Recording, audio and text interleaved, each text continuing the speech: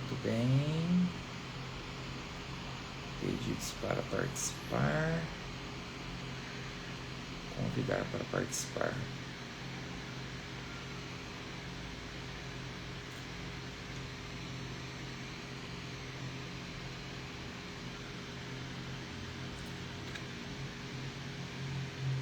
Vamos ver aqui. Estou aguardando o meu convidado, que é o Dr. Carlos.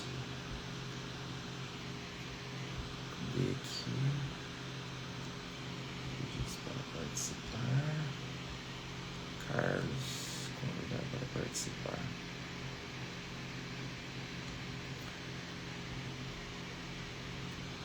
Pessoal, só um minutinho que eu já vou começar aqui a live, que eu tenho que colocar aqui vai ter um convidado na live muito especial, tá? E ele precisa de entrar na live para eu convidar ele. Deixa eu ver se eu consigo mandar mensagem aqui para ele. Só um minutinho, tá, pessoal?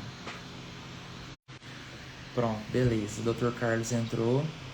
Deixa eu só colocar ele aqui. Convidar para participar.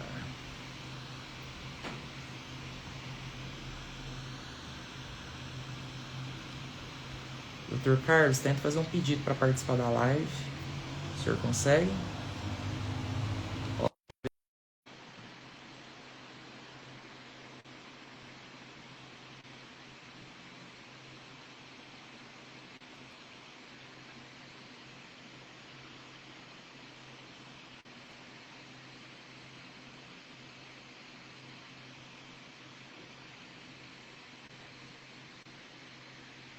Eu mandei o convite para o senhor participar. E aqui no TikTok também entrou o pessoal. Dinho, Tamires, Fashion. Boa noite, pessoal.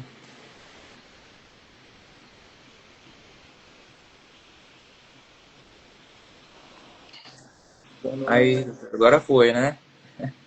Foi, eu tentei pelo computador, mas não deu, não. Mas vamos aqui mesmo. Pois é. Vamos esperar mais um pouquinho para ver se entra mais alguém. Natiele, Bruna, boa noite, pessoal. Boa noite. Tava esperando o convidado especial aí da noite, que é o Dr. Carlos. Doutor, o senhor pode se apresentar primeiro, pessoal. Você entra na live agora. Boa noite a todos. Meu nome é Carlos Augusto Machado, eu sou ginecologista e obstetra.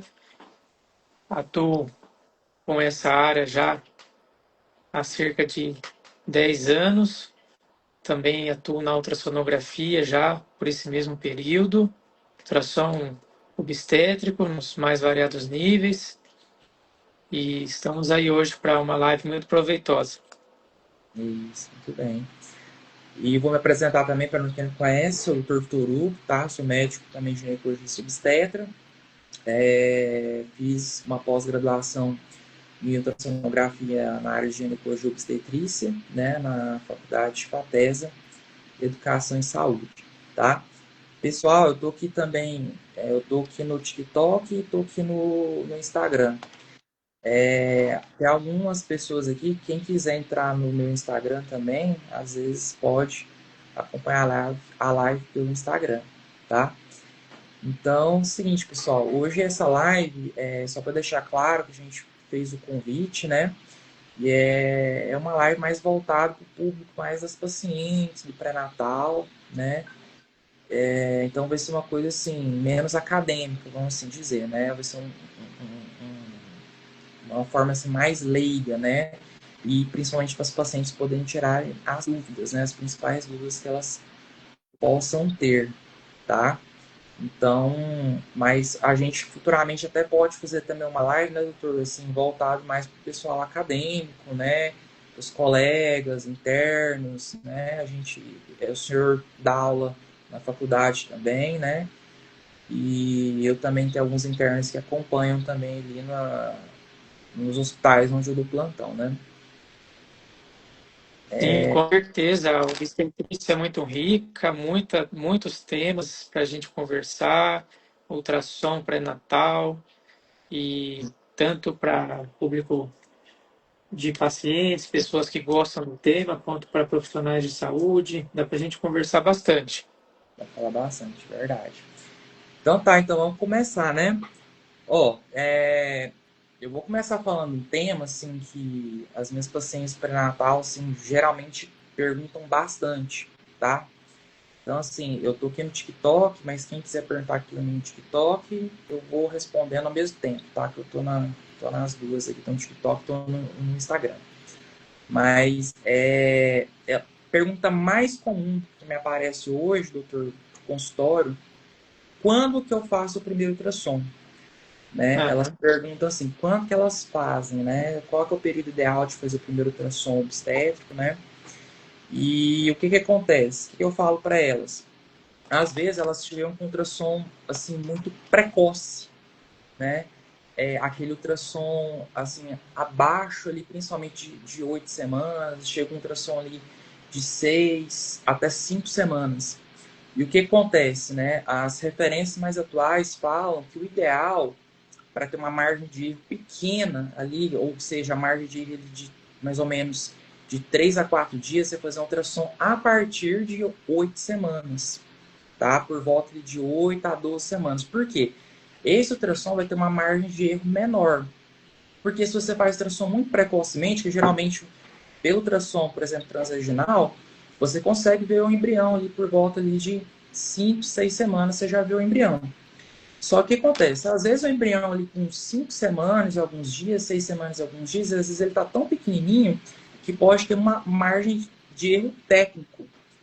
Quando a gente vai medir ali o comprimento cabeça-nádega, né, pode ter uma margem de erro técnico. Então, por isso, hoje a gente orienta fazer esse ultrassom ali por volta ali de 8 semanas, a partir de 8 semanas, que é o período ali entre 8 a 12. Né? Então, quando você faz esse ultrassom neste período, né, a margem de erro ali diminui bastante.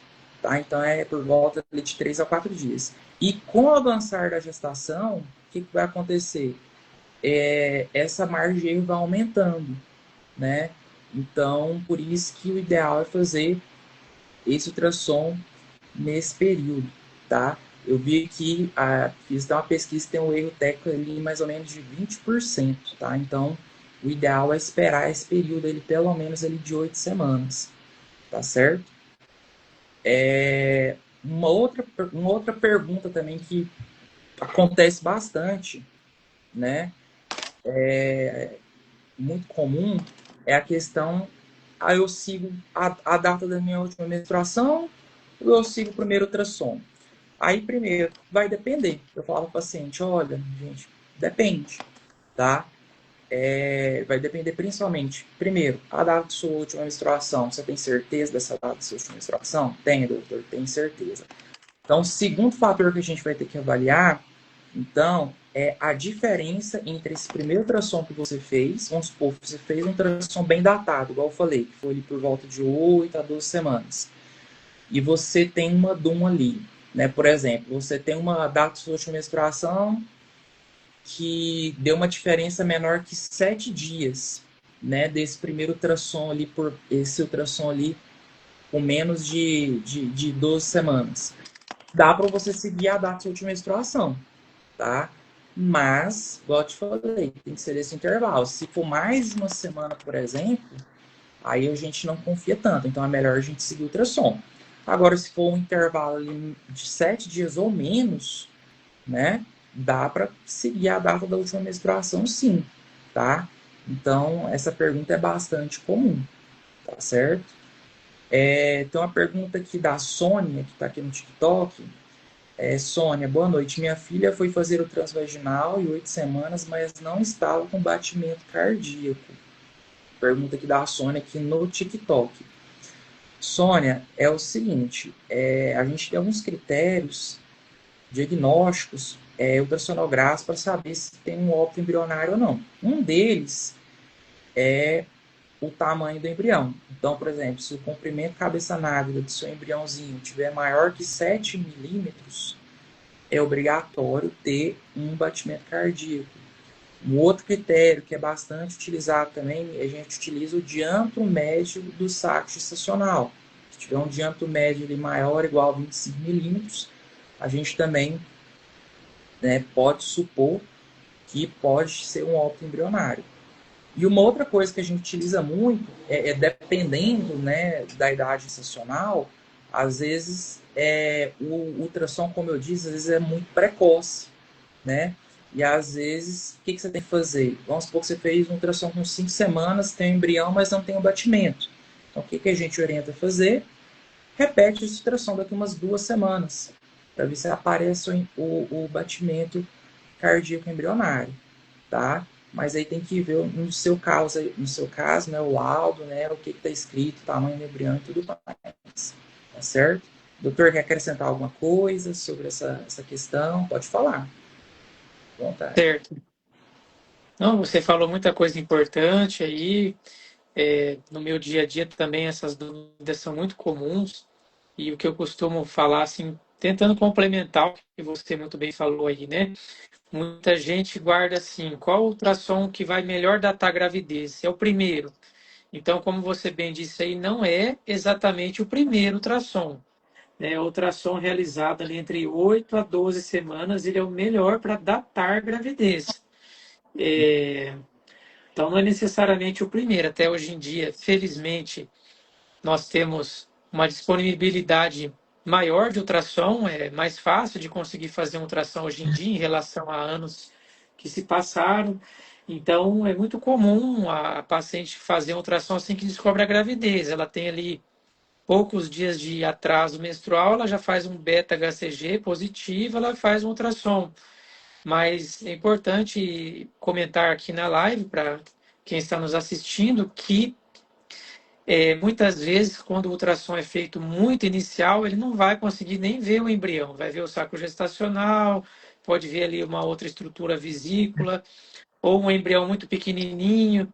Então, é importante saber isso para não ficar ansiosa, não se assustar. Complementando aí dos seus comentários, né? Você comentou muito bem da data da última menstruação, que é a famosa DUM, que a gente fala, né? Qual a DUM? Qual a data da última menstruação? Esse é um dado importante que corresponde ao primeiro dia do último ciclo menstrual da mulher. Então, se ela teve uma menstruação do dia 10 ao dia 15 de junho, a data da última menstruação é dia 10. É o primeiro dia que começou a descer, não é o último.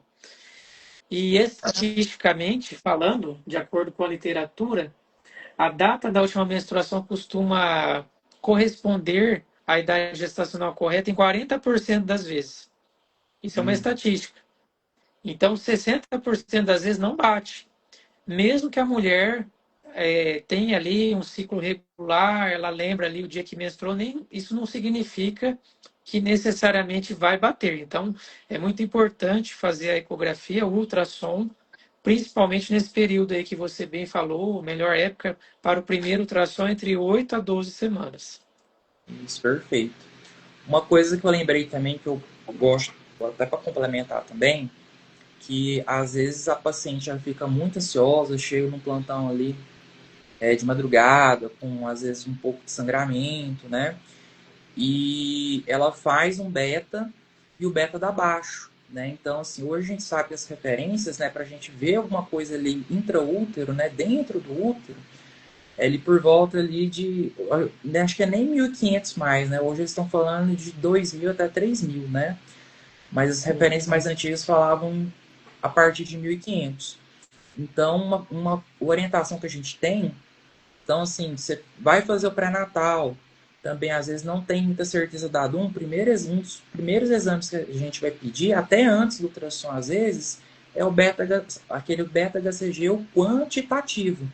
Porque de acordo com a quantidade do beta, né, a gente consegue falar, não, a gente tem uma noção mais ou menos de quantas semanas você está e se já dá para fazer ultrassom ou não. Por quê?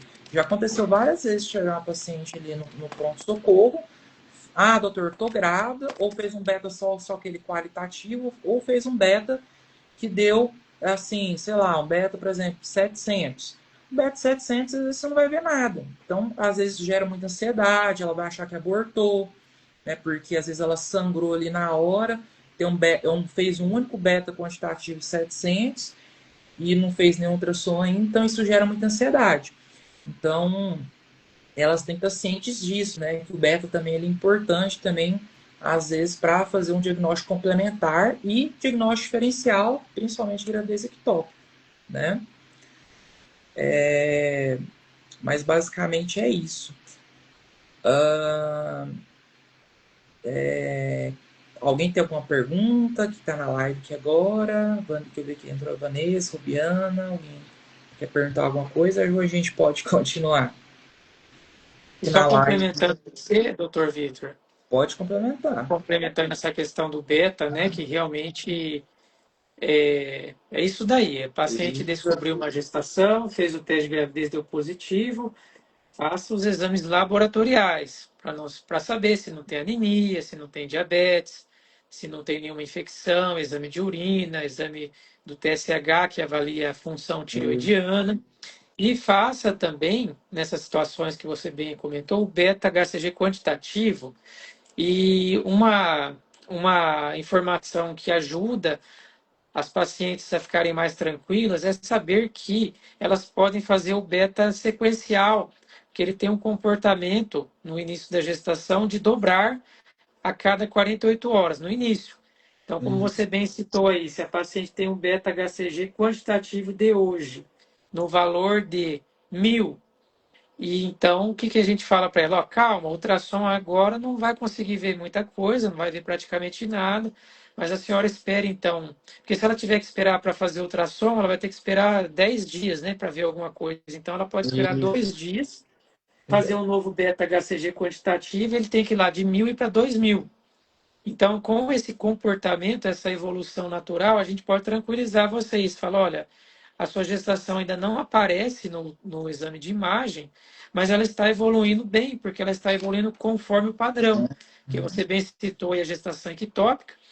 A mulher, ela pode ficar parada, mas eu ouvi falar de gestação ectópica. Mas na gestação ectópica, o beta-HCG quantitativo ele não dobra a cada 2 dias, ele costuma aumentar em uma velocidade menor. Ele não vai dobrar, ele vai aumentar em uma quantidade menor.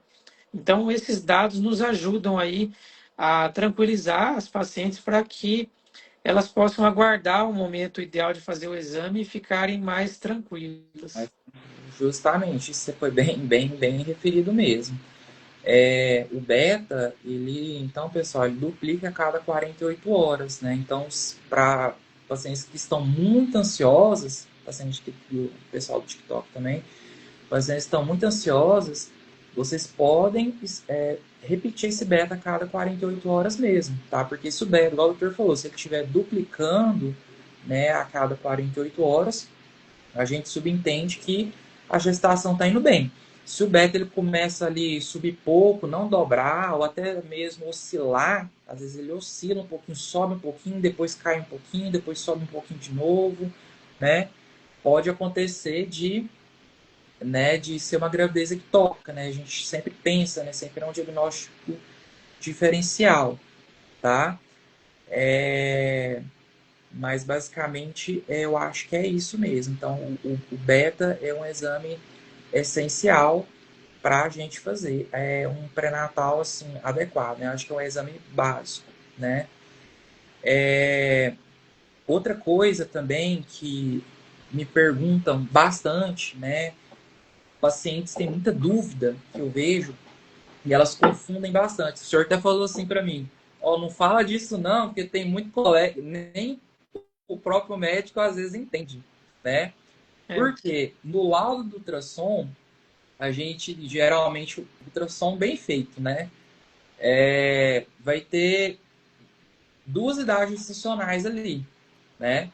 A gente vai ter a idade gestacional ali da biometria. O que é biometria? É o cálculo que o médico vai fazer ali do neném, né? Vai pegar as medidas todinha do neném, da cabecinha, do abdômen, do fêmur, né? E o ultrassom, a máquina, vai fazer um cálculo e dar uma idade gestacional ali. Só que tem a idade gestacional de baixo, que o ideal é colocar, que é a idade gestacional do primeiro ultrassom que você fez, daquele ultrassom que a gente falou do ultrassom ideal, né, que é por volta de 8 a 12 semanas. Então, a gente segue, no caso, se for no caso do ultrassom, né, aquele ultrassom bem datado, a gente sempre vai calcular a sua idade gestacional pelo primeiro ultrassom, aquele ultrassom bem datado, né? Não o primeiro ultrassom, né? Mas aquele bem datado, que é por volta de 8 a 12 semanas, que a margem de erro é pequena, certo? Aí a paciente chega lá, doutor, eu fiz aqui meu ultrassom, a idade gestacional deu diferente do que o senhor falou. Aí eu tenho que explicar, não é que tá diferente. É porque você está vendo aqui a idade gestacional da biometria, ou seja, do tamanho do neném para a idade gestacional atual, do cálculo do seu primeiro ultrassom.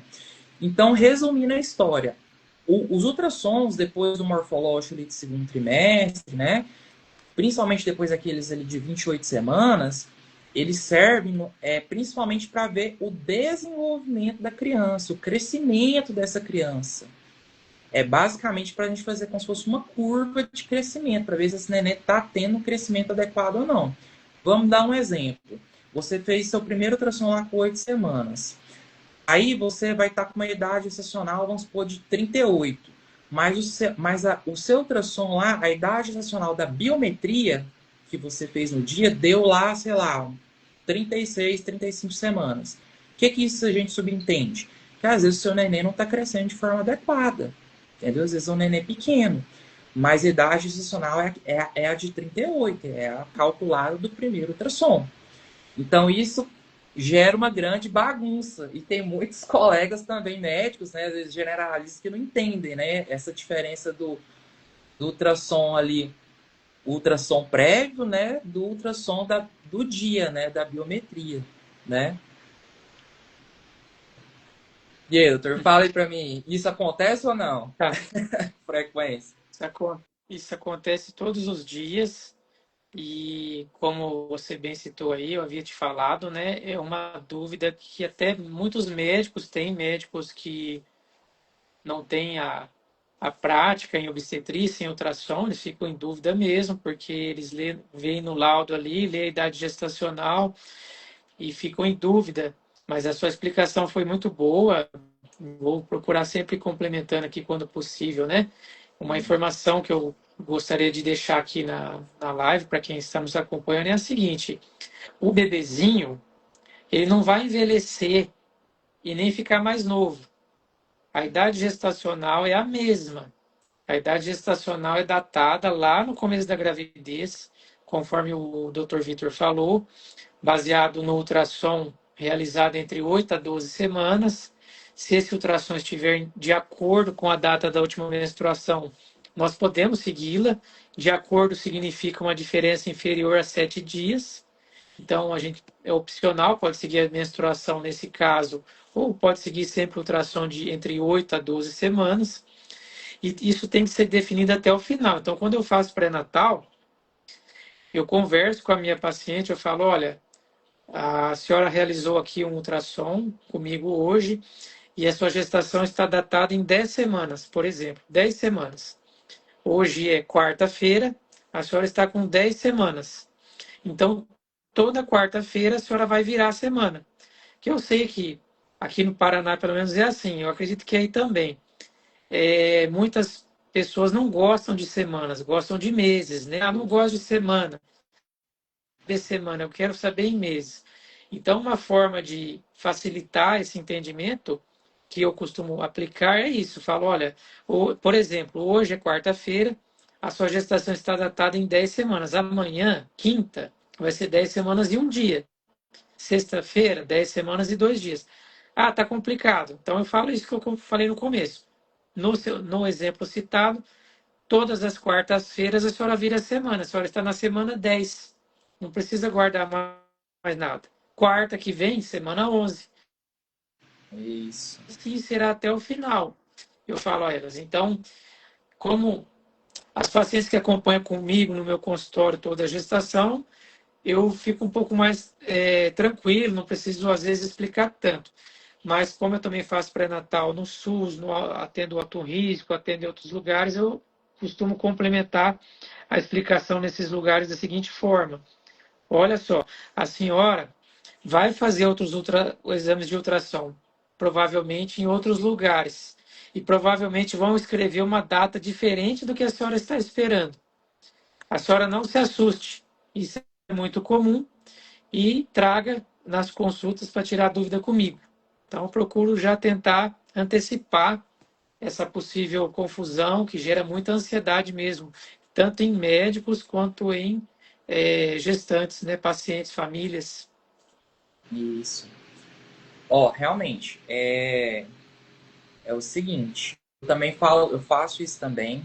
Então, eu pego o primeiro ultrassom, ó, vamos supor, hoje você fez 10 semanas, hoje é segunda-feira. Aí eu falo para elas, toda semana, toda segunda-feira você vai virar a semana. Aí o que que eu sempre faço também? Eu já pego esse ultrassom bem datado, já escrevo na carteirinha a data provável do parto, né? Que geralmente sai por volta de 40 semanas, né? Eu falo que é que é os 9 meses. E também falo o que é o prematuro, o que não é. Então, assim, igual o senhor falou, realmente tem gestante que quer saber a questão dos meses. Aí o que eu falo para ela? Eu falo assim, olha, é o seguinte, vamos fazer o seguinte. Toda semana, então toda segunda você vê a semana, você vai utilizar sempre esse primeiro ultrassom. Esse primeiro ultrassom vai te acompanhar até o final da sua gestação. O bebê seu vai sair da prematuridade com 37 semanas. Eu falo de jeito para ela. Então você completou 37 semanas, você saiu da prematuridade. 40 semanas é a data provável do parto, mas não significa que vai ser em 40 semanas. Aqui em Goiânia, pelo menos, doutor, por exemplo, parto normal espontâneo, né? Pacientes que desejam parto normal, o ideal a gente sempre fala o seguinte: a gente pode esperar até 41. Eu falo para ela, ó, a gente aguarda, pelo menos os protocolos aqui que a gente utiliza aqui, até 41 semanas. E eu falo que o neném passa de nascer só depois das 42, né? Então, eu deixo elas orientadas em relação a isso. Então, olha, pego sempre o primeiro ultrassom, falo a semana, né, o dia que ela sempre vai virar a semana, para ela aguardar. E falo também a questão quanto que sai da prematuridade e até quando dá para esperar esse neném. Né? Mas, lógico, cada caso é um caso, né? Por exemplo, uma paciente diabética, hipertensa, você vai esperar até 41, né? Mas numa gestação, por exemplo, numa paciente, né, que é saudável e tudo mais, dependendo do quadro, dá para se esperar até 41 semanas. Aqui em Goiânia a gente espera. Não sei como é que tá aí no Paraná. Como é que tá aí, geralmente? Parto normal. Geralmente vocês acham Aqui, semanas. aqui é bem parecido também, seguimos aí os protocolos nacionais, né? E fizeram uma pergunta aqui no Instagram, não sei se é para mim ou para você, se Hum, faz ultrassom pela Unimed. Se for eu, não, eu atendo o plano Unimed, mas uhum. ultrassom, não, eu faço desconto para quem tem Unimed. E o Dr. Matheus Gelsi fez um comentário aqui interessante também, ó. Hum. Primeiro ultrassom deve ser bem datado e com letra legível que salva sempre. É verdade, né? Quando a gente Isso pega é uma verdade. carteirinha e a gente vai fazer a conta para datar a gravidez, se tem aqui um garrancho, uma letra feia lá, a gente fica perdido, né? Difícil, né? É difícil. E a letra do médico não é muito boa, não, né? É, E, por exemplo, eu tenho muitas pacientes, inclusive tem uns pacientes que entraram aqui minhas aqui do pré-natal da Rap Vida, né? A Rap Vida hoje, aqui em Goiânia, ela é uma referência, principalmente em parto normal, né? Inclusive, é um dos únicos hospitais particulares hoje em Goiânia que tem ultrassom 24 horas, né? E às vezes a gente acaba fazendo rápido ali, vai meio que no garrancho, né? Porque é tanta coisa para se fazer, né, no pré-natal, porque a gente tem que anotar na carteirinha, a gente anota no sistema, a é. gente às vezes tem que coletar um suave, a gente tem que auscultar o neném, fazer exame físico, né? Então, assim, e tudo isso tem que ser feito no intervalo ali, em média de 20 minutos ali, né? O pré-natal da Rap Vida, né? Então, Mas, assim, é um pré-natal bastante completo. A gente faz todos os exames necessários para as pacientes, né? E eu acho assim, não fica nada a desejar, não, tá? Pessoal, alguém tem alguma dúvida? Alguma paciente minha aqui que está entrando na live? Alguém quer perguntar alguma coisa? Ou aí a gente pode dar sequência. Doutor, eu tava aqui, eu coloquei você de co-host aqui no TikTok. Eu não sei se o senhor conseguiria entrar, porque se o senhor entrasse no TikTok, ficaria mais fácil. Porque às vezes a gente tá falando, o senhor tá falando, e o pessoal do TikTok não tá ouvindo, aí eu não Ah, consigo manter as pessoas, né? Porque, aí, por exemplo, aqui, ó, Jéssica Souza. Agora eu vou responder uma pergunta aqui do TikTok. Boa noite, doutor. Vitamina D de 72 está alta. Olha, eu particularmente, no meu pré-natal, eu oriento a gestante ter uma vitamina D acima de 30, pelo menos, tá? 72 para mim tá ótimo, tá? Você não precisa suplementar. Geralmente, os complexos vitamínicos hoje já tem uma quantidade ali mínima, né? E junto com a alimentação, né? O banho de sol, tudo isso ajuda. Ah, mas a vitamina D de 72 tá ok, tá bom? Deixa eu tentar colocar você de co-host aqui, convidar o Dr. Carlos aqui no TikTok também. Deixa eu tentar colocar aqui. Pessoal, mas se alguém aí também do Instagram quiser perguntar, tá? Pode ir perguntando, tá? A gente está aqui para tirar a dúvida de vocês. Essa live, como eu disse, é mais uma live voltada para pacientes, mas se algum colega também quiser perguntar, algum colega médico também, né, quiser perguntar. A Jéssica, de novo. Minha médica passou o folato de 2.000, devo tomar? Então, Jéssica, igual eu te falei, os complexos vitamínicos hoje, eles são bastante completos, né? Assim, tem várias marcas, né? Mas, por exemplo, eu gosto muito do Gestan Gold, né? Eu passo muito ele. Então, se a paciente ela não tem uma certa deficiência, né? Então, assim, 72 para mim tá bom. Então, eu acho que você só mantendo alimentação saudável e utilizando o complexo vitamínico já tá ótimo, tá? Queca, boa noite, tudo bem? Peraí, deixa eu ver se eu consigo colocar o Dr. Carlos aqui também no TikTok. Peraí, deixa eu ver se o Carlos. O seu TikTok é Carlos ou é Dr. Carlos? Como é que tá, doutor, no seu TikTok aí? rapaz, eu nem sei. Fiz o TikTok. que Fiz o TikTok há alguns dias, eu não sei. Ó, você tá offline aqui, ó. Achei aqui, ó, Dr. Carlos. Offline, mas eu tô com ele aberto no computador. Deixa eu ver aqui. Será que eu Eu vou tento abrir no convidar de novo, celular ó. também? Pera aí. Eu vou convidar de novo, ó. Vou colocar você como co-host aqui. Olha lá, o seu tá com lá. Do Carlos Augusto Cirilo Machado. O TikTok que eu achei do senhor aqui. Tá como offline aqui. Mas vamos lá, vamos indo lá então. Tem uma pergunta aqui também no TikTok da Queca. Meu bebê está com 6 meses e a médica me orientou que já posso dar leite de caixinha para o meu bebê.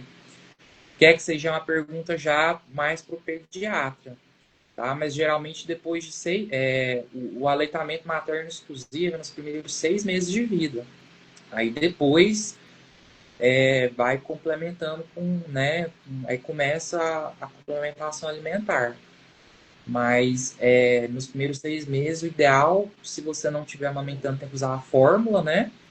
Ou se não, só leite mesmo, materno exclusivo, os primeiros 6 meses. Mas leite caixinha eu não orientaria, não. Melhor é usar uma fórmula, né? Meu neném até hoje toma fórmula. Tá com um ano, tá quase 2 anos, até hoje ele toma fórmula. Mas beleza. Gente, alguém tem alguma pergunta? Quer perguntar alguma coisa? Ou a gente pode dar andamento aqui? Tem algumas coisas para falar. A Natália, ó, a mamãe Natália. Ó, pessoal, deixa eu ver se eu consigo aqui, ó. Ó, aqui tem uma pergunta. Natália, boa noite, doutor Vitor. Faço pré-natal com você pela Rapvida.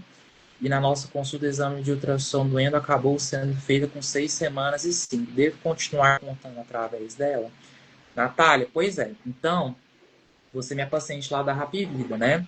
Esse ultrassom a gente utilizou para datar naquele dia. Mas o próximo ultrassom que você vai fazer provavelmente vai ser o morfológico. E lembra que eu te falei que o morfológico a gente faz entre 11 semanas até 13 semanas e 6 dias, certo? Então, provavelmente a gente vai seguir o ultrassom, o próximo ultrassom que você fizer. A gente vai seguir até o final da gestação, tá certo? A Bárbara, estou com diabetes gestacional, medindo a glicemia 4 vezes por dia. Há um número de alerta de taxa que indica procurar a maternidade? Bárbara, é o seguinte, a sua diabetes gestacional, você está usando insulina, está fazendo só controle com dieta. Se for só 4 vezes por dia, imagine que você está fazendo jejum e 1 hora após as principais refeições, certo? Então, deve ser DMGA1, né? Deve ser só controle com dieta. Mas o que chama mais atenção é principalmente se for uma glicemia acima de 200, tá? Só controle com dieta, né? Pois é. Então, se principalmente é acima de 200, tá? Já é um sinal de alerta. Mas eu sempre falo, não sei se você é minha paciente do pré-natal, você tem que fazer atividade física regular, a gente encaminha para nutricionista para fazer um acompanhamento certinho, para a gente evitar o uso da insulina, né? Porque é chato, né? Você vai ficar medindo ali até o final. Geralmente eu peço para medir ali quando fecha o diagnóstico, né? Até o final da gestação, né?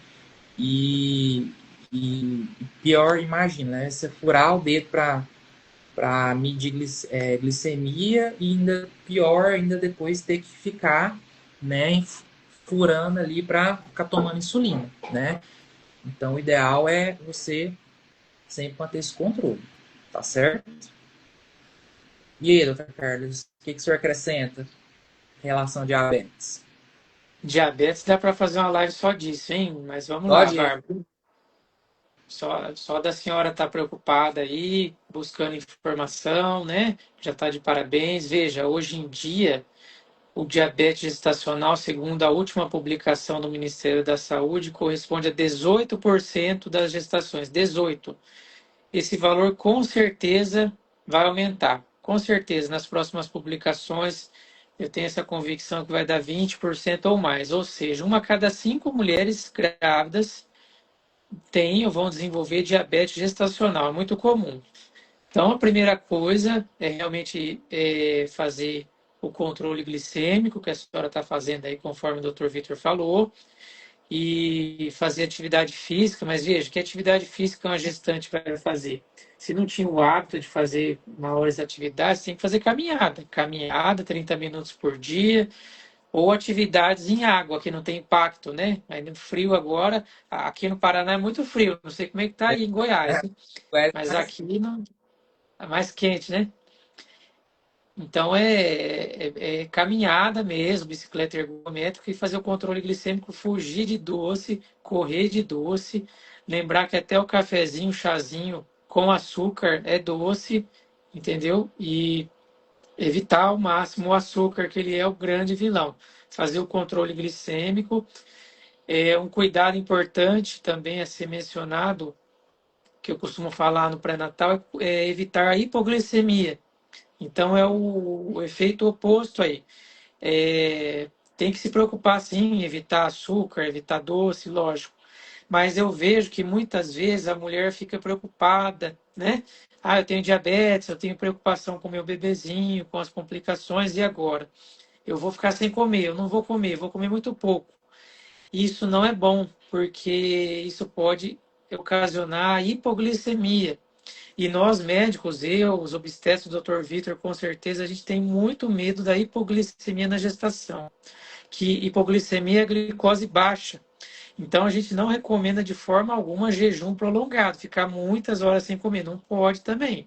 Então, assim como um valor de 200 ou mais é um alerta para o limite superior, valores ali de 70 ou abaixo são valores preocupantes para nós também, de limite inferior, né? A gente não gosta, é perigoso. Então, você tem que manter uma glicemia ali maior que 70, maior que 75 também.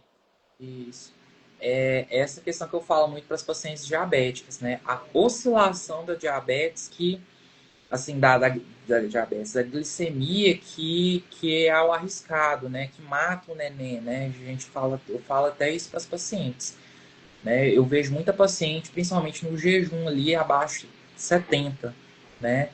Então, a oscilação, a hipo é muito pior que a hiper, né? A hipo que mata mesmo, mas a oscilação também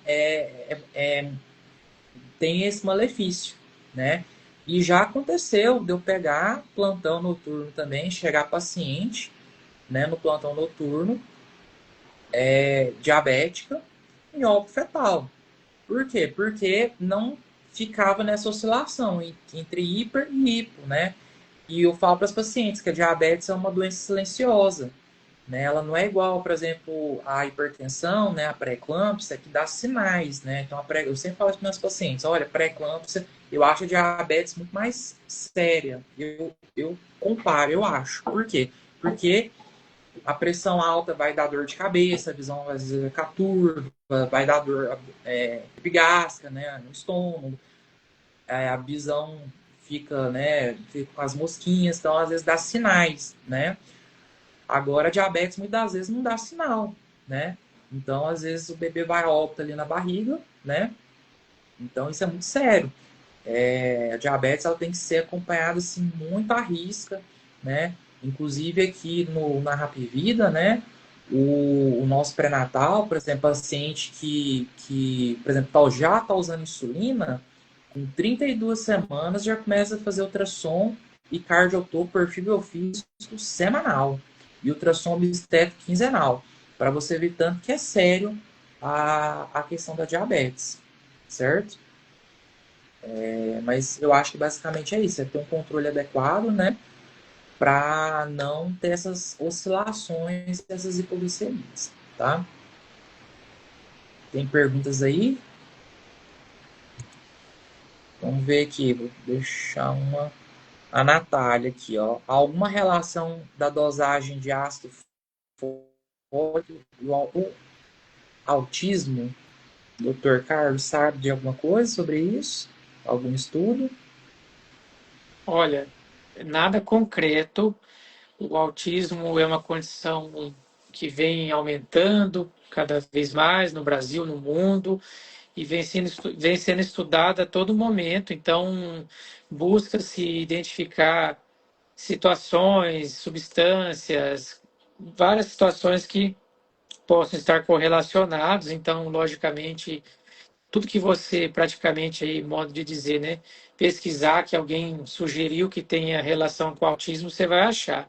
Mas não há nada concreto de ácido fólico causando autismo. O ácido fólico continua sendo recomendado mundialmente na gestação como uma excelente conduta. Isso. Um outro também que teve uns tempos para trás também, né? A medicação que o governo americano soltou, né? Foi a questão do paracetamol, né? Essa questão do autismo. Então, assim, tinha muitas pacientes que estavam preocupadas em utilizar o paracetamol por medo de desenvolver autismo na criança, né? Então, assim, gente, até hoje não tem ainda uma. Hoje o paracetamol é o medicamento mais estudado, né, para gestante. Então, ainda hoje ele é classe B, né, que a gente fala que é um medicamento que é seguro, né? E então assim, casos de dor, cefaleia, vocês podem utilizar o paracetamol, tá? Então não tem nada comprovado em relação ao autismo em relação ao paracetamol. Eu lembrei agora essa pergunta do autismo, né? Então é bastante comum. Tem uma pergunta aqui no TikTok, achei interessante aqui da Esther. Doutor, descolamento com hematoma de 45%, 13 semanas, bebê bem. Será que tem chances de evoluir bem, sem sangramento? 45%, doutor, descolamento. O que você acha? Esther, não é uma situação fácil, é uma situação de risco, mas tem chance de evoluir bem sim. Ainda mais se a senhora não tem sangramento. Hoje em dia, o que se tem publicado é que o principal fator de mau prognóstico nas ameaças de abortamento é o sangramento vaginal. Então, às vezes, um descolamento menor com sangramento é mais grave que um descolamento maior sem sangramento, mas necessita um acompanhamento, né, com obstetra, segmento ecográfico. Esses descolamentos, normalmente, eles demoram para desaparecer, sabe? Infelizmente. Então, eu sei que a senhora fez um ultrassom, vai repetir daqui a um tempo, e a senhora, todo mundo, né, quer que ele tenha desaparecido, mas geralmente ele vai, quando evolui bem, ele vai diminuindo, demora para desaparecer.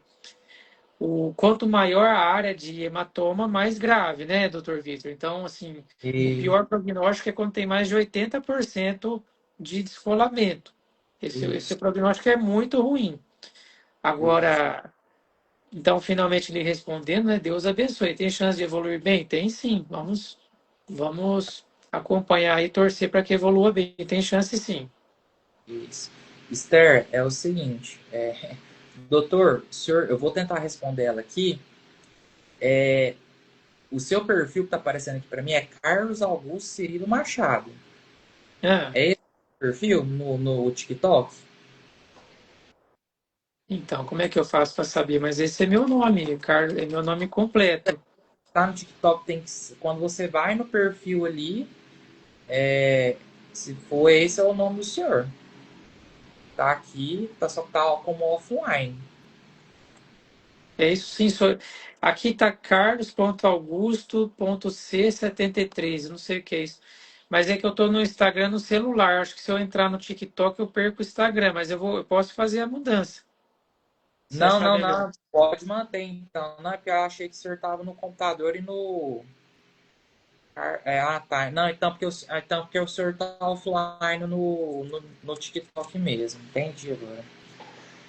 Mas tudo bem. Mas só respondendo aqui a Esther, então, Esther, é o seguinte: a questão do descolamento depende também do tamanho da área, né? Então, essa área aí de basicamente 40, 45% tem boas chances, sim, de evoluir bem. Então, a orientação é um repouso relativo, né?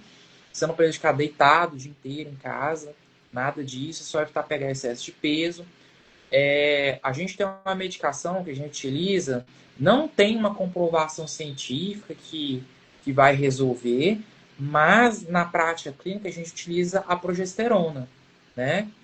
Ela acabou de responder aqui, ela está usando duas vezes, duas vezes por dia, né? E tá de repouso. Então é isso mesmo tratamento, sério. É o repouso, tá? E é, usar a progesterona e ir acompanhando com ultrassom e observar sangramento. Caso tiver algum tipo de sangramento, né, buscar o pronto-socorro. Tudo bem? Assim, que às vezes o pessoal entra aqui no TikTok, mas como o senhor responde que eles não escutem, a pessoa acaba saindo aqui do TikTok, entendeu? Ah, entendi. Entendi. Eu Aí, respondi, mas ela nem viu minha resposta, né? ela não, aí eu tô respondendo aqui ela aqui. Vamos agora responder. Aí, pessoal, quem tiver interesse cá na live aqui do TikTok, a gente vai respondendo aqui no TikTok e depois a gente responde uma pergunta aqui do Instagram. Agora eu vou responder uma do Instagram. Instagram.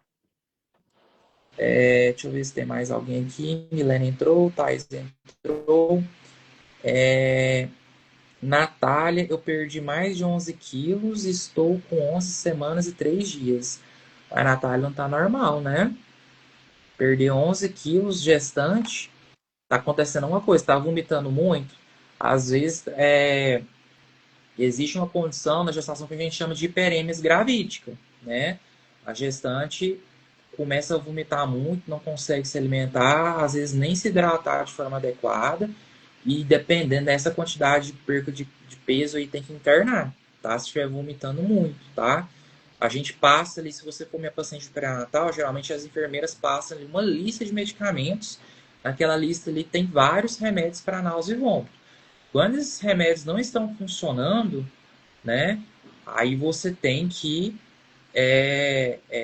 buscar o pronto-socorro, hidratar, pedir eletrólitos e às vezes até internar, tá? Até estabilizar o quadro, tá bom? Porque senão isso pode ser grave, tá certo? Caroline Nunes, quando quando está a placenta baixa, estou com 24 semanas. Tá, isso aí é uma pergunta bastante comum. Você quer responder, doutor? Essa? Posso responder. Tecnicamente falando, até o momento, assim, as principais referências consideram o diagnóstico definitivo de placenta prévia após 28 semanas, né? A COG, a RCOG estão tentando mudar isso aí, doutor Vitor. Estão saindo por essas semanas aí, não sei se o senhor viu, estão querendo Eu mudar para 16 semanas, né? achei o diagnóstico com 16, a COG, né? Eu vi. É, mas, assim, na prática, por que que se considera o diagnóstico definitivo após 28 semanas? Porque depois disso, sabe-se que a placenta não vai mais mudar de posição, né? Antes disso, ela pode ascender, então, às vezes, ela está na posição que seria baixa, mas com o avançar da gestação, ela pode migrar, como se estivesse subindo ali. A orientação é a senhora fazer o seu segmento, ó, tem picos de sangramento, então muito provavelmente, né, pode ter relação com essa placenta baixa, assim. E tem que fazer, isso é aqui no Paraná, pelo menos, é condição de alto risco, vai perguntar o de alto risco. Aqui a gente faz intermediário baixo risco aqui na Rapid. Mas assim, a gente vai acompanhando, né? Realmente, pacientes que têm, por exemplo, não sei o seu caso, mas, por exemplo, se você já fez uma miomectomia, retirou mioma, já tem uma cesárea prévia, né? São fatores de risco para essa placenta às vezes não subir, tá? Inclusive, tem uma outra complicação que a gente chama de acretismo. Porque às vezes quando você faz uma cirurgia ali no útero, né, quando você corta ali a parede uterina, né, às vezes a placenta ela pode querer infiltrar para dentro da parede do útero. E isso forma como se fossem uns ganchos, vamos dizer assim, de forma bem leiga, uns ganchos e a placenta não consegue subir. E aí essa paciente pode evoluir com essa placenta prévia, ou seja, o que é a placenta prévia? Basicamente a placenta que cobre ali o orifício do colo uterino ou aquela marginal que fica próxima, né? Mas a placenta prévia mesmo, aquela total, né, que cobre o orifício do colo do útero, a gente, igual o Dr. Carlos falou, a gente aguarda até por volta de 28 semanas, né? Eu vi que umas referências atuais estão falando até esperar até 36 semanas. Eu estava lendo agora, tem uma, uma referência atual. Mas no momento ainda, a gente espera por volta de umas 28 semanas, né? Essas 28 semanas, inclusive, é bom fazer, se ela permanecer baixa, o ideal é fazer um ultrassom com Doppler também, para avaliar um ultrassom com Doppler transvaginal, para avaliar se essa placenta prévia, né, se ela não subiu depois de 28 semanas, se ela não tem esse acretismo associado, né, que é uma complicação ali, às vezes, da placenta prévia, né? Ou você pede um ultrassom ali com um Doppler, né? Ou senão você pede uma ressonância magnética para saber se essa placenta está infiltrando no útero. Então, por isso que a gente bate assim, muito na tecla, né, pré-natal ali, principalmente da Rapvidas, né, esses pacientes, que cesárea tem indicação, né? Às vezes a paciente acha que a cesárea ali é um procedimento ali só para arrancar o neném e pronto, acabou. Não é isso. A cesárea ela pode ter complicações tanto peri quanto pós-operatórias e se você engravidar de novo. Então, assim, se você já tem uma cicatriz prévia ali, existe um risco maior dessa placenta, não quer dizer que não vai subir, tá? Mas assim, é um risco, né, de às vezes ter uma placenta prévia, às vezes um risco maior de uma, em relação a uma paciente que nunca engravidou, né, que é uma primeira gestação ou só que teve partos normais anteriores, né? Então tem essa questão, tá? Nossa, pessoal aqui agora do TikTok aqui,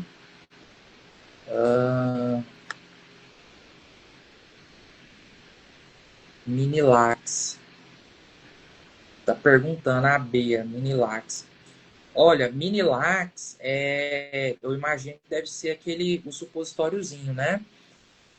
A gente, gestante, pessoal, ela tem por si só, o intestino já é mais preso por vários fatores, principalmente pelos hormônios, né, da gestação, deixa tudo mais lento. O trânsito gastrointestinal fica mais lento, né? Então fica propensa a ter mais constipação, né?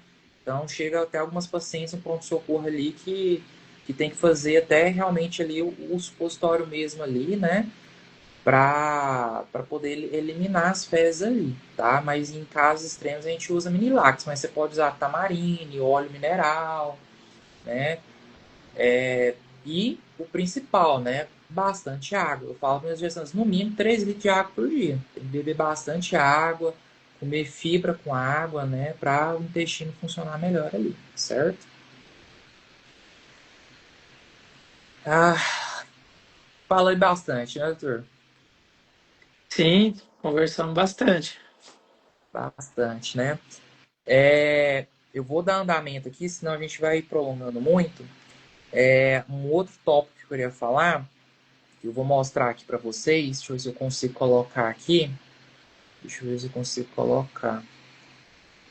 Não sei se eu vou conseguir. Deixa eu ver se eu consigo compartilhar. Adicionar moderador. Não sei porquê. O doutor entrou que eu não. Parece que eu não consigo colocar uma imagem. Eu tinha separado algumas imagens aqui para mostrar para as pacientes, mas deixa eu ver aqui. Não, não consigo. Realmente. Adicionar moderador, desativar perguntas, desativar comentários, compartilhar. Realmente eu acho que aqui só vai dar para mostrar imagens se tiver só com a pessoa, mas não tem problema não. Uma terceira coisa que eu vi um vídeo, achei bastante interessante, em relação ao morfológico do primeiro trimestre. Então, vou falar o terceiro tópico aqui agora. Então, pessoal, morfológico do... Quanto que a gente vai fazer o morfológico do primeiro trimestre? Então, entre 11 semanas, tá? Até 13 semanas e 6 dias, certo? Esse é o período. E para que serve esse morfológico? Porque às vezes a paciente, a gente vai lá, entrega o morfológico e a paciente não sabe nem para que serve o morfológico, né? Então, o morfológico, a função dele, basicamente, é avaliar, principalmente hoje, né? Aneuploidias, né? Então, por exemplo, trissomias, né? Doenças como síndrome de Down. Avaliar, por exemplo, um risco da paciente ter um problema, o bebê ter um problema cardíaco. Avaliar a morfologia fetal hoje, nesse último curso que eu fiz agora, né? A gente já avalia no morfológico, como se fosse um morfológico segundo, assim, mais basicão, mas tem que avaliar a calota craniana, já tem que avaliar abdômen, já tem que avaliar se está com bexiga, tem que avaliar como se fosse morfológico mesmo de segundo trimestre, né? E a gente tem que avaliar, muitas das vezes, a paciente chega lá com ultrassom só da nuquinha. O médico vai lá e mede aquela translucência, que é aquela nuquinha lá, que vê a quantidade de líquido que fica na nuca, e pronto, e acabou. E isso aí é o que eu falei no vídeo, né? Que as pacientes estão sendo enganadas. Elas pagam, às vezes, um morfológico de primeiro trimestre, que é um exame mais caro do que um obstétrico simples, né? E o médico simplesmente só faz a translucência. Então, não pode acontecer, né? Então, o morfológico do primeiro trimestre a gente tem que medir, tem que medir a nuquinha, mas tem que ver se o nenenzinho tem o ossinho nasal, tem que avaliar a questão de uma veinha que fica lá na barriguinha do neném, que fica perto ali do coração, que chama ducto venoso. A gente tem que avaliar uma válvula lá dentro do coraçãozinho do neném, que chama válvula tricúspide, né? E a gente tem que avaliar também as artérias uterinas no primeiro trimestre, tá? Então, a gente tem que fazer uma avaliação tanto da morfologia, então vai ver tudo do neném. Então tem que ver a nuquinha, tem que ver o ossinho nasal, tem que ver o coraçãozinho do neném, tem que ver essa veinha que está dentro da barriguinha do neném e tem que ver as artérias uterinas. E para que serve ver essas artérias uterinas? Que é o Doppler, né? que a gente faz também no morfológico, dá para pedir junto já com o morfológico do primeiro trimestre, né? É para ver risco de pré-eclâmpsia, né? Tem um cálculo que a gente faz, né? A gente acrescenta ali o Doppler, por exemplo, a idade da paciente, né? Se a paciente é obesa ou não, se ela fuma ou não, para ver se essa paciente tem um risco.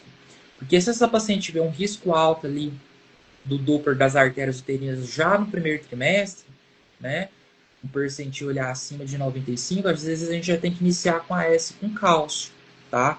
Então, por isso que a gente pede, tá bom? Esse Doppler. O Doppler, ele é um exame à parte, né?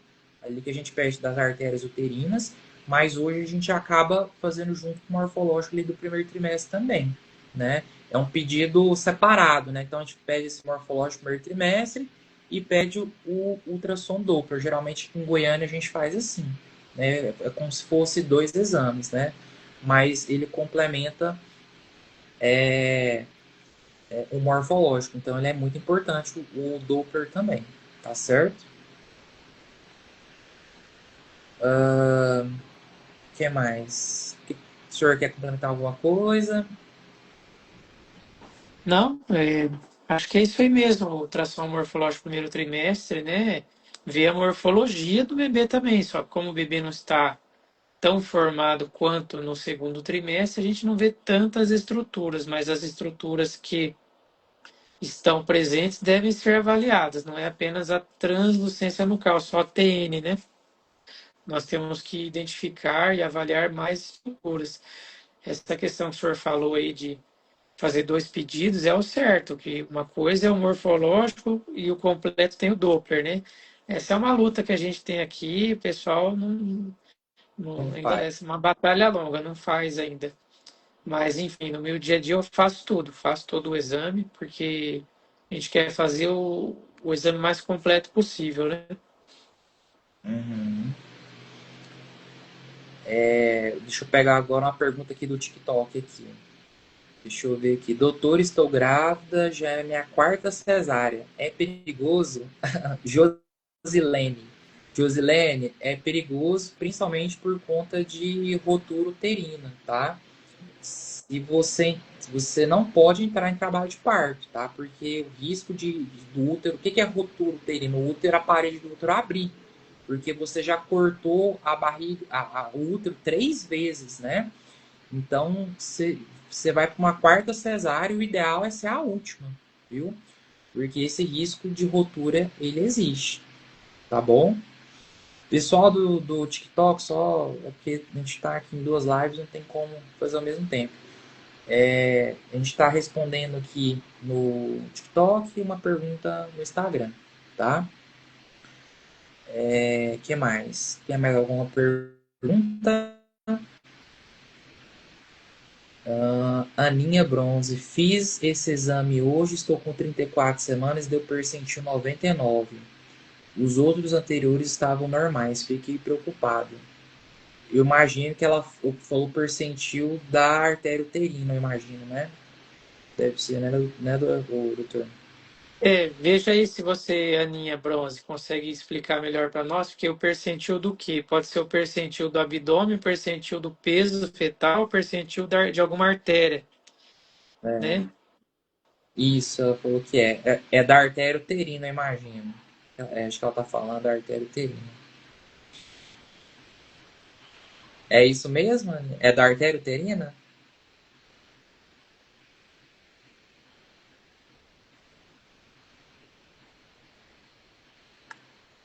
É o da artéria mesmo, ela falou.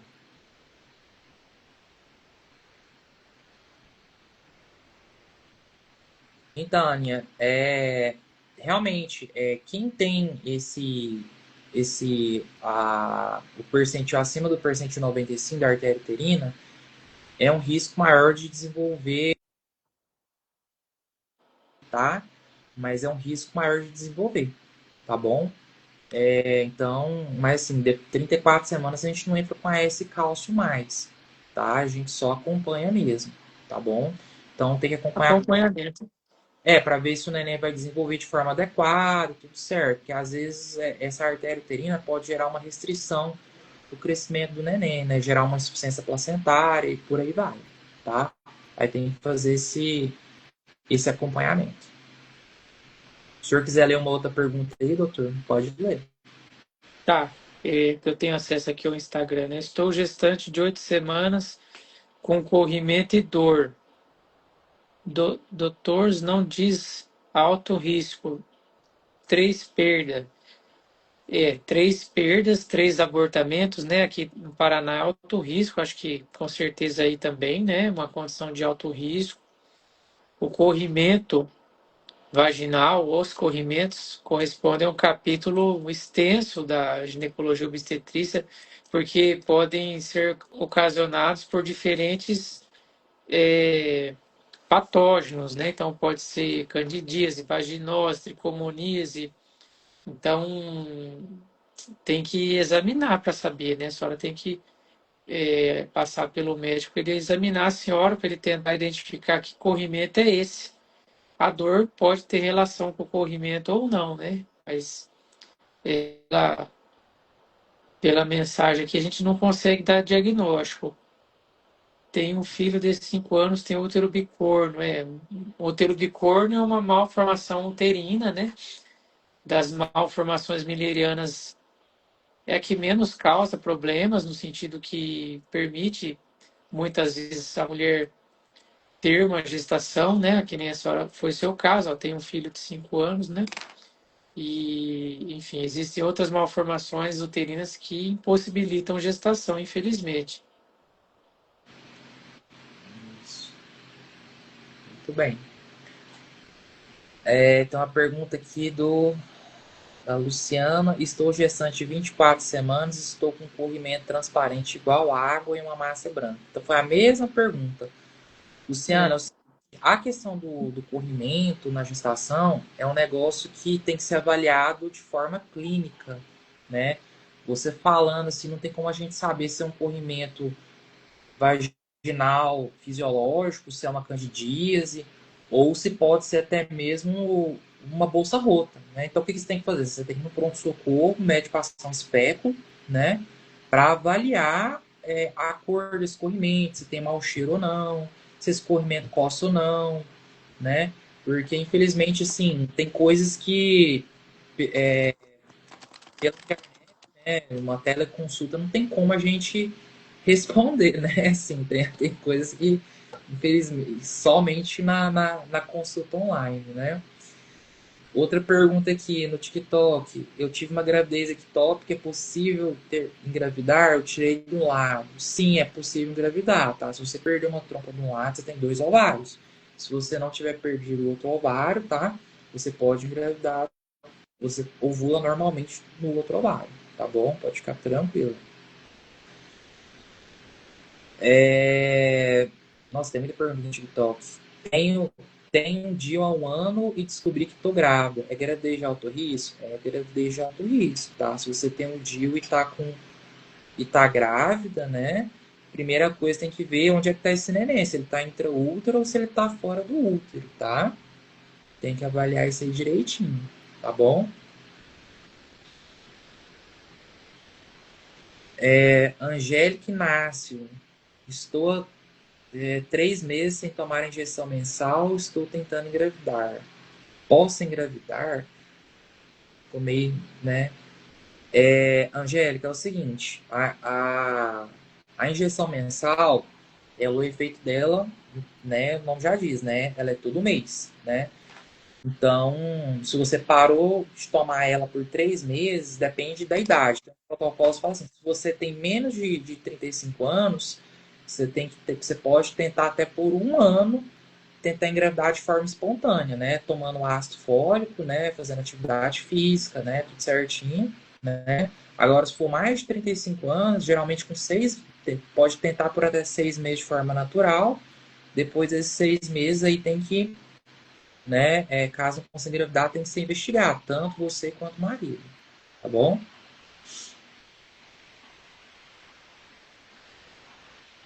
Eu vi isso, olha lá. Quanto à injeção, minha esposa demorou 1 ano e 4 meses para engravidar, eu imagino, né? Então, assim, tem a injeção que é aquela que é o Depo-Provera, né?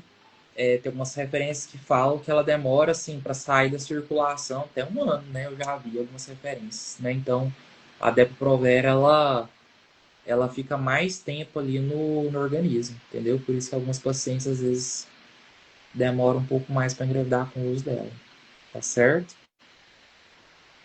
Doutor, o senhor quer falar alguma coisa, algum tema que seja relevante em Paraná? Não, acho que falamos bastante coisa, né? Achei bem interessante. Agradeço a participação de todo mundo aí que entrou, que mandou mensagem, né? A gente está aqui para compartilhar conhecimento, para crescer junto. A gente estuda bastante, mas nunca é demais, né? E as perguntas de pacientes, de pessoas que vêm conversar conosco, sempre nos motivam a estudar mais, né? A gente Perfeito. tenta saber todas as respostas, mas não pense que a gente sabe tudo, não. Muitas vezes alguém pergunta, faz uma pergunta para nós, né, doutor Vitor? A gente não É, sabe, a gente vai atrás da resposta, vai estudar, vai buscar sempre o melhor. Então, esse momento é muito importante aqui para nós também. e sempre buscar o melhor tratamento. Ah, uma pergunta que também que é bastante, que eu separei aqui, que é muito comum também, que tem muitas mães que chegam lá no meu pré-natal e já quer saber o sexo do bebê.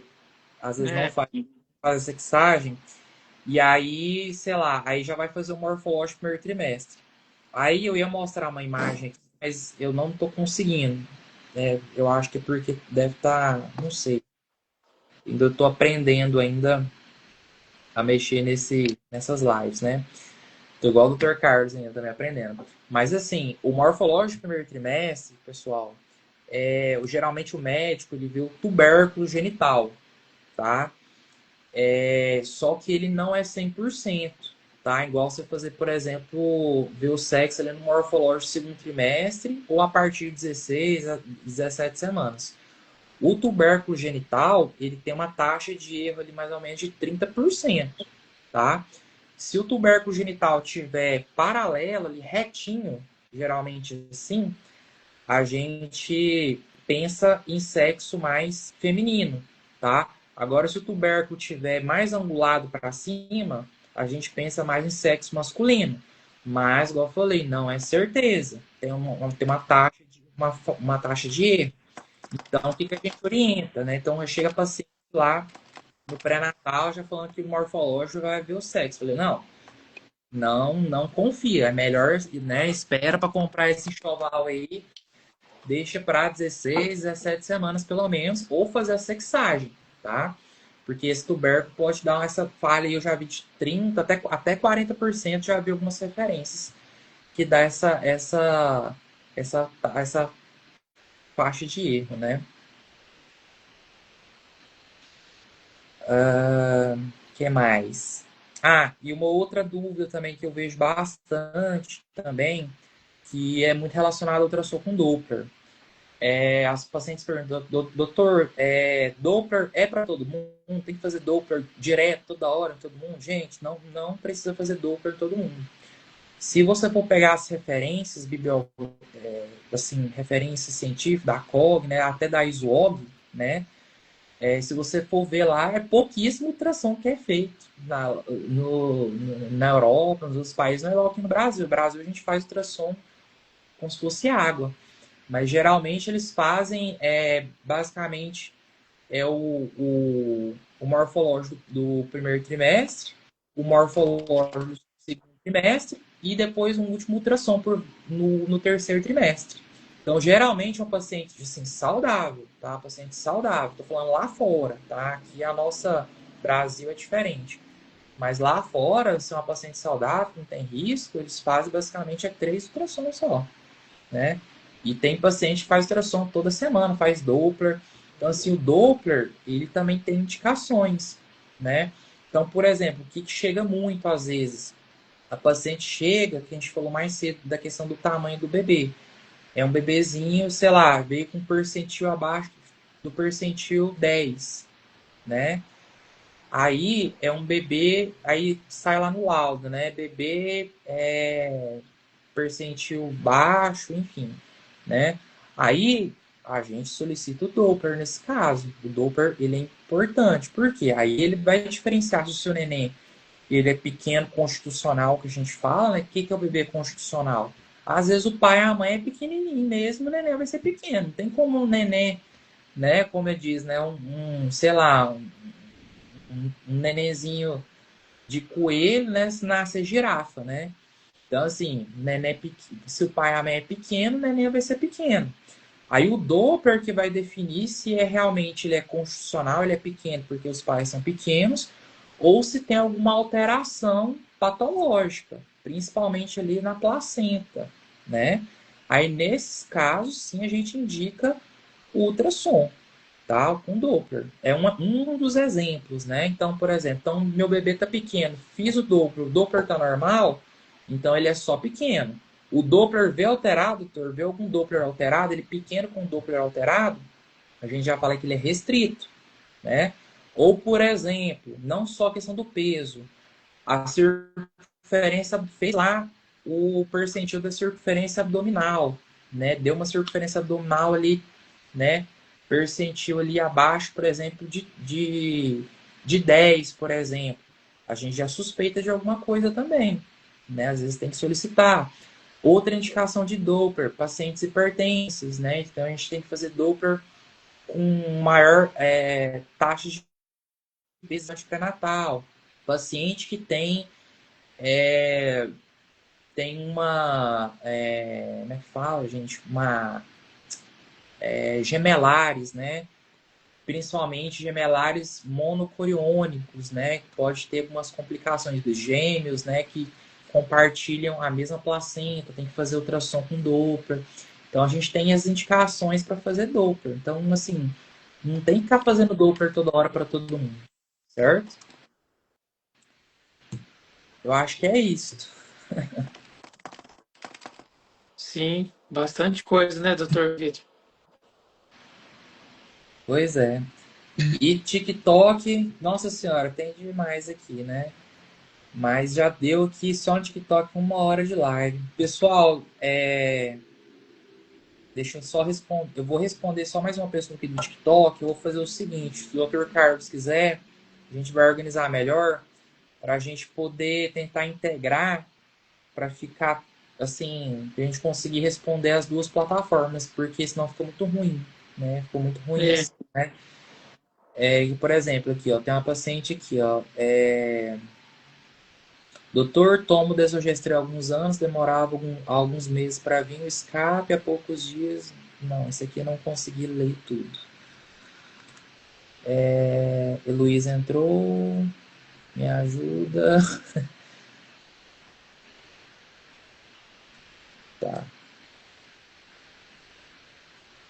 tá travando aqui. Vou responder só mais uma pergunta aqui. Eu não entendi a pergunta. Posicionamento da bomba antibiótico. Eu não entendi a pergunta dela. Pessoal, mas eu acho que basicamente é isso. Que eu tinha para falar essa parte de ultrassom, que eu acho que era assim mais importante. Gravidez grávida pode consumir cefalexina e metronidazol para infecção de urina. Para infecção de urina a gente trata com cefalexina, tá? Metronidazol não, tá bom? Mas pessoal, é isso. Essa live de hoje foi mais, eu acho que, né, igual eu falei, para o público mais para as pacientes, né? Deixa eu ver se tinha mais alguém aqui para. Não sei se eu pulei alguém. Gosto muito de acompanhar as lives, ajuda muito. Estou fazendo para o doutor Hugo. Muito obrigado, Aninha. Eu acho que é isso, né? Pessoal, alguém tem mais alguma pergunta? Quer perguntar mais alguma coisa? Doutor, você quer complementar com mais alguma coisa? quero te agradecer, doutor Vitor. Agradeço aí o convite. Para mim é uma novidade, mas achei interessante, achei bacana. E agradecer a todo mundo aí que entrou, participou. Satisfação, viu? Foi muito bom também, então agradeço, pessoal, vocês terem entrado, tá? Assim, quem for entrar, eu peço para pedir para nos seguir, né? Compartilhar. O doutor vai deixar o senhor escreve aí, doutor, o seu Instagram aí depois também. Tá. E compartilhar com as outras gestantes para a gente cada dia mais ser mais paciente para poder continuar fazendo, né, esse tipo de conteúdo para vocês, né, para tirar a dúvida, né, que se tiver pouca paciente não tem como a gente ficar, né, a gente não, tem que ter o estímulo, né, de vocês também. E essa foi, né, como você está falando do Dr. Carlos, né, foi uma live mais de teste, né, que foi a primeira vez que a gente está fazendo, e mais para frente a gente vai organizar melhor, fazer algo melhor para atender tanto que o TikTok é uma plataforma que eu tenho tem bem mais seguidores, na verdade, né? E como ficou assim, né? E eu não consegui mostrar as imagens também. Eu queria mostrar algumas imagens aqui, mas eu não consegui, não sei porquê. Eu tentei na hora que. Eu acho que quando fica a tela compartilhada, não tem como. Mas é isso, pessoal. Então, eu agradeço, tá? A cada uma de vocês por ter participado, tá? Qualquer dúvida, a gente está à disposição para tirar dúvidas, tá? Nos sigam, tá? Aqui nas redes sociais. E vamos organizar mais para frente alguma outra live para ver se a gente consegue atrair mais pacientes, para tirar mais dúvidas de vocês, né? E para a gente poder fazer um pré-natal o mais organizado possível, certo? É isso aí. Obrigado a todos. Obrigado, fique com Deus, pessoal. Boa noite. Boa noite. Boa noite.